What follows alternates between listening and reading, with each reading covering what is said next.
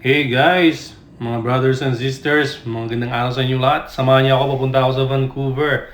Kasi attend ako ng anniversary ng JILBC. So, 35th anniversary ng JILBC. So, this is my first time to attend.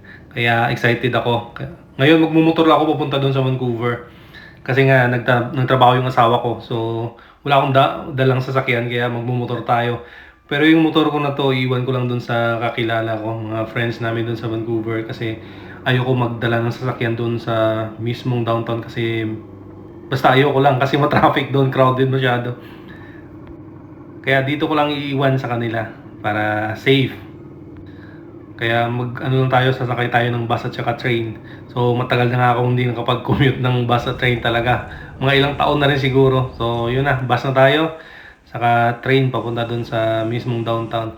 So dito nga ang ano natin punta, dito yung venue sa VCC sa Vancouver Convention Center. Katabi lang nitong Canada Place yung Vancouver Convention Center. Ito, yun. No?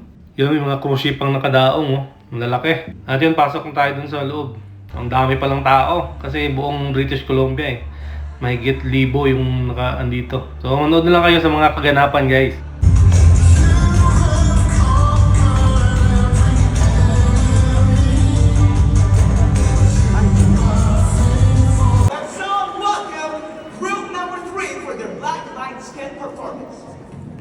Ways of man,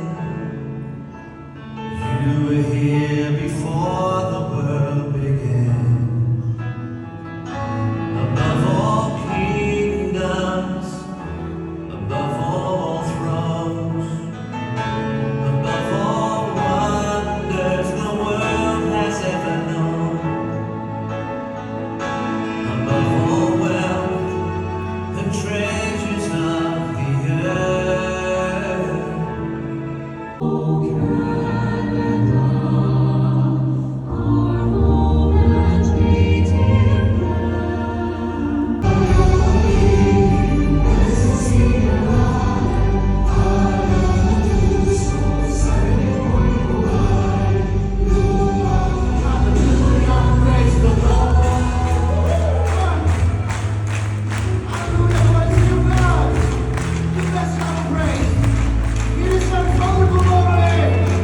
Lord Jesus Christ, the true owner of the universe, who holds all Apostle Pablo. Maybe your question to Pastor Joey this afternoon is this.